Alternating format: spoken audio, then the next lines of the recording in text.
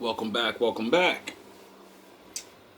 We're gonna do another Shadow Room session, and I want to introduce you to the dark side of a Sigma male's mind.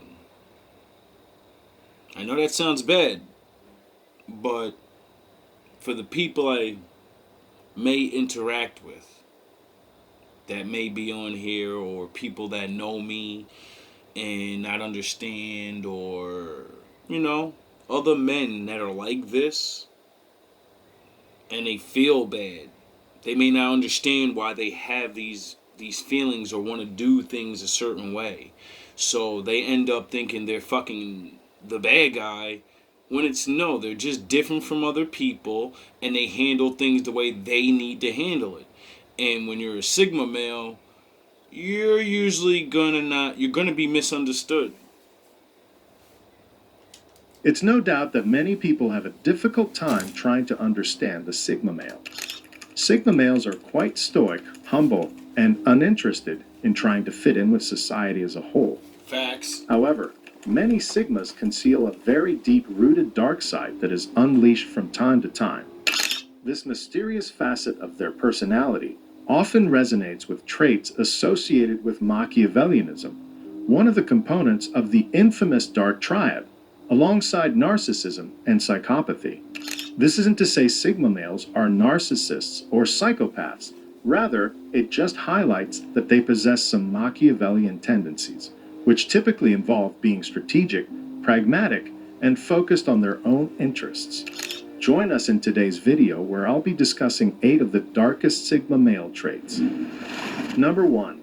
They can pretend like you don't exist. Sigma males, when deeply slighted or disrespected, have a tendency to enact a sort of social vanishing act.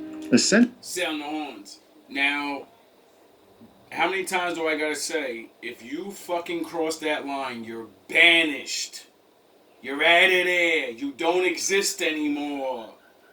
I don't want to argue with you. I don't want to fucking... No, you fucked up. I fucked up. I don't care who fucked up. You're banished. Go your way. Essentially erasing the offending person from their lives. This darker trait demonstrates their capacity to sever connections swiftly and effortlessly. If a person has genuinely wronged a Sigma, it's as if that person becomes invisible in their eyes. You're dead. As they walk past, there's no acknowledgement, no recognition. The person might as well not exist. Because we walk past people every single day and don't say nothing to them. When you know a Sigma male and fuck it up, you're back to being the people that just walk by me every day. You're nobody. You're just a fucking another NPC walking by me. Who cares? Go do what you want to do with other people. Don't waste my time nor yours. This behavior, while it may seem harsh or cold, is part of Sigma's self-protective strategy. Exactly. They prioritize their mental and emotional health, and if someone proves to be a detriment to their well-being, that person is promptly kicked from their life. Banished. Sometimes. Number 2. They use silence as a weapon. Facts. One of the intriguing and somewhat darker traits of Sigma males is their skilled use of silence as a tool of influence. They understand the perplexing power that silence holds in human interaction. See, me, I do the silent thing for 2 reasons. One, for what he's saying, it's a weapon. When you know you're right and someone just wants to argue with you, don't say anything to them. Don't say anything. Do not argue. Why? Because they're just trying to get you mad. And when you don't acknowledge them, that fucking pisses them off. The other reason I do it is because of my good side. If I do start talking to you, I'm gonna rip you to fucking shreds. I'm gonna mentally defeat you so bad, you're gonna want to fight. We're gonna go from arguing to you wanting to fight me. Because you're not ready for this level of fucking insults and truth rammed down your throat. Keeping their thoughts and personal information to themselves, they provide no ammunition for others to use against them, maintaining a certain mystique that can be both intriguing and unsettling. So if I'm on YouTube and I'm telling all these things about myself, what does that mean? that means none of this stuff can be used against me, and I'll actually give a fuck. Because I tell people for a reason. The things I don't want people to know, I'm not going to talk about it. Duh. Sigmas will strategically employ silence during conversation as a form of boundary setting. For example, when confronted with disrespect or absurdity, a Sigma may choose to not respond at all. This non reaction is a deliberate move to signal that certain behaviors or remarks are unacceptable. This use of silence as a silent reprimand or a protective shield reveals the Sigma's mastery over nonverbal communication. It's like when you have a father and, you already know what time it is when you fuck up, and they don't say anything to you. They just look at you with that look. And then you put your head down and you go walk in your fucking room and you already know what time it is. There's nothing that needs to be said. My eyes will tell you exactly what I'm saying. Number 3, they make cold and calculated decisions. Sigma males make these cold and calculated decisions with no hesitation, driven by pure logic rather than emotion. You know why? Because before I do something, I've already fucking thought about doing it for hours and days. So when it comes time, you think it's all of a sudden. Because I haven't been acting like a fucking asshole to you. Because I'm about to cut you off. I'm gonna go out the same way I came in. Nice and fast. This can be perceived as manipulative or deceitful to many people. However, it's typically a byproduct of their overly analytical brain. Sigmas are strategic thinkers, often meticulously assessing their environment and social situations to determine the best course of action. It's not that they are inherently manipulative, but rather they prioritize practicality and logic over emotion in decision making. While The thing is, the reason we value the logic over the emotion is because we are very emotional people. And because we already know our emotions is the thing that will fuck our lives up, we go with logic to get the emotional things. And when it's true and real, then we can release the emotions and just be like normal, like you guys. But, the Batman brain. So when you start faking and shit, I'm gonna catch on eventually, and you get dismissed. This is what I mean by you can't be in love if you don't want to love the person. So if you fuck with a Sigma male type of person, don't even waste your time. You're just wasting time. Just fucking say you want to have sex with them. Tell them you want them to blow some money on you, take you out a couple times, and that's it. Don't pretend you love them and all. You're gonna get caught, and more than likely, all the things you use them for, a Sigma male only gives out what the fuck he wants to give out anyway. If he gives it to you, he doesn't care. You actually didn't use him for it. He was gonna give it to you or anyone else that decided to come out and chill that day. A day. this approach may seem cold and impersonal to some, for Sigmas, it's an essential aspect of their nature, Yes. providing them with a competitive edge in a world that tends to prioritize emotion over logic. Yes. Number 4, their subconscious will subtly manipulate others without them being fully aware. Sigma male. This is why I apologize every now and again, because I spend so much time thinking, improving, and doing things that, yeah, subconsciously you could be doing things to people and you're not even knowing because you're so focused on which way you are going. This is why I like to apologize every couple of videos, because I know me talking influences people. If you get my facial expressions and my words the wrong way and you think I mean this or whatever, you're not gonna know it. That's why I keep telling people it's hard to understand me. Will subconsciously manipulate people without consciously realizing they're doing it in the moment. It's not until they reflect on their day and actions later where they are surprised and shocked to find that they were being manipulative and found themselves subtly influencing other people in ways that even they didn't initially recognize. And this is why I call it the Thinking Man's Channel. I have to think of myself The same way y'all probably think, oh, he watching shit and he judging people and he this and that. Dog, I judge myself worse than I judge you. I judge myself harder and I judge myself way more than anyone else in the world. Anyone else in the world you think I'm judging, I judge myself 100 times harder than that. This bizarre phenomenon is like their mind operating on autopilot, allowing their subconscious to guide their interactions with seemingly no filter. This isn't a universal trait among all Sigma males, Nope. but it is more common than you believe. This tendency interestingly aligns with the concept I refer to as the Sigma matrix, the idea that a Sigma's drive and ambition can subconsciously mold the reality they envision. It also sparks a discussion related to determinism versus free will, questioning whether our thoughts, actions, and ideas are truly our own or predestined. The debate suggests that even as Sigma males consciously strive to construct their desired reality, they might also be unknowingly guided by a predetermined path.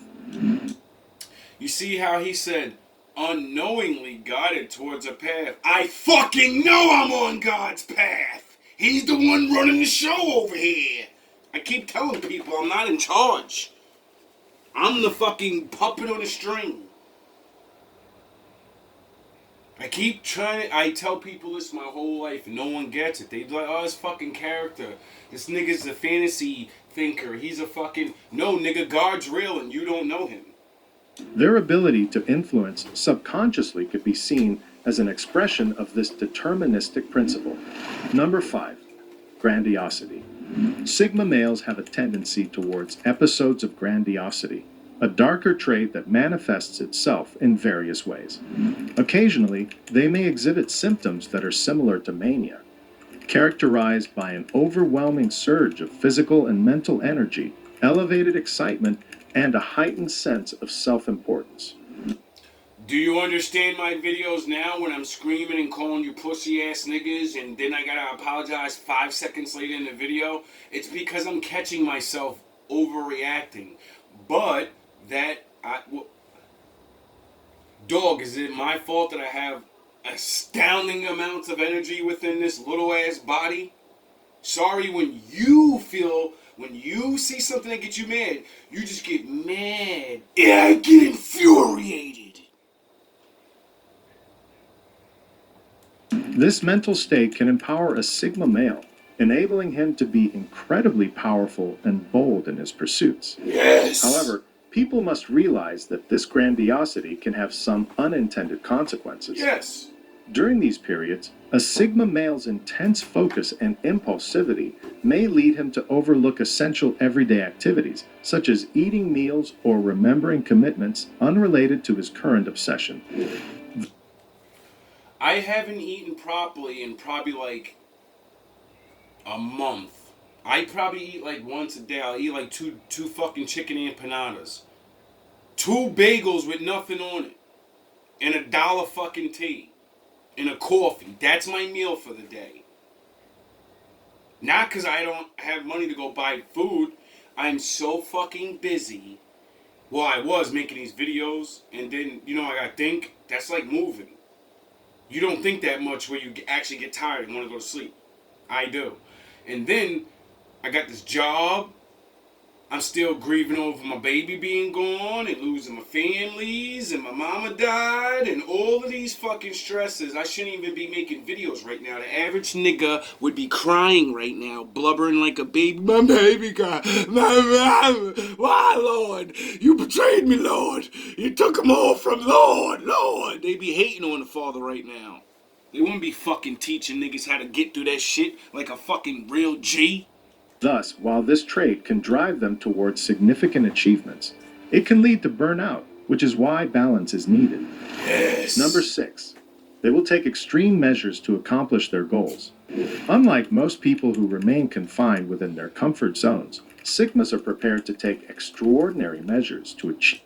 Remember, Jason? What the fuck did I take? Didn't I tell you I was gonna get rid of Cruz? Without doing anything? Didn't I tell you I'm just going to expose him for what he's doing? And I'm going to pray to my Father, and he's not going to be at that job much longer. And he's not there. Because I will go to a fucking extreme measures. I will not eat. I will fast. Oh yeah, like the Lord, says fast and then pray. See, you pray on full stomachs with swine in your belly. Achieve their ambitions. They are willing to do uncomfortable things and reach further into the pit of fire to grab their treasure, which for Yes. them is greatness.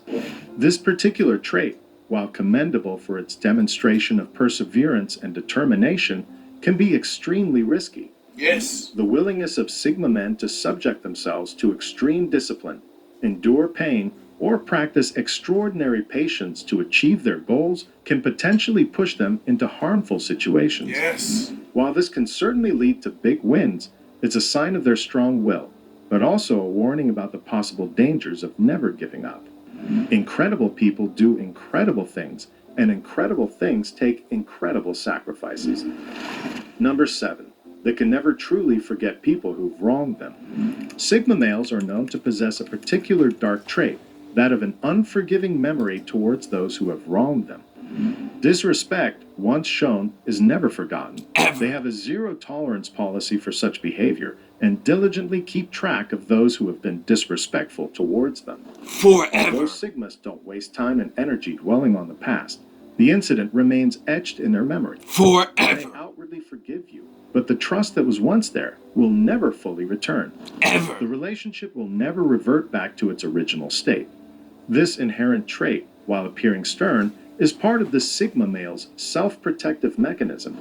Society teaches people to forgive and forget. Then those same people keep getting taken advantage of over and over. Number 8. They are dangerously hard on them. You know how I had to learn that lesson? By being like using forgiving over and over, even though I am a Sigma, even though I can see through motherfuckers. Even though I know they were lying! It's because I love, and I believe that, some people can change. So even though you may be a liar and a fucking idiot now, you can change. And when people think you don't see, they don't change. I'm not wasting years of arguing to get someone to change. No, I'm gonna finally tell you the truth that I know everything, throw everything in your fucking face all at once, show you that I've always known what's going on, reveal every fucking detail of how I know what was going on, and then let you wander in the shadows for fucking years. Themselves.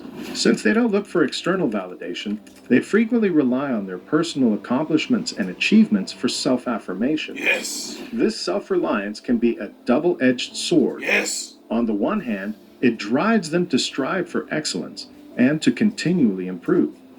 However, it can also lead to a negative self-perception, especially when they suffer from imposter syndrome. This psychological pattern causes them to doubt their accomplishments and experience a persistent, often crippling, fear of being exposed as a fraud despite evident success. Sigma males struggling with imposter syndrome often find themselves in a unique position where this perceived disadvantage can turn into a notable strength. Imposter syndrome, while often causing internal discomfort and self-doubt, has been observed to correlate with high performance. This is because individuals dealing with this condition tend to push themselves harder in an attempt to match their perceived expectations. They are consistently striving for excellence, driven by a fear of being revealed as a fraud.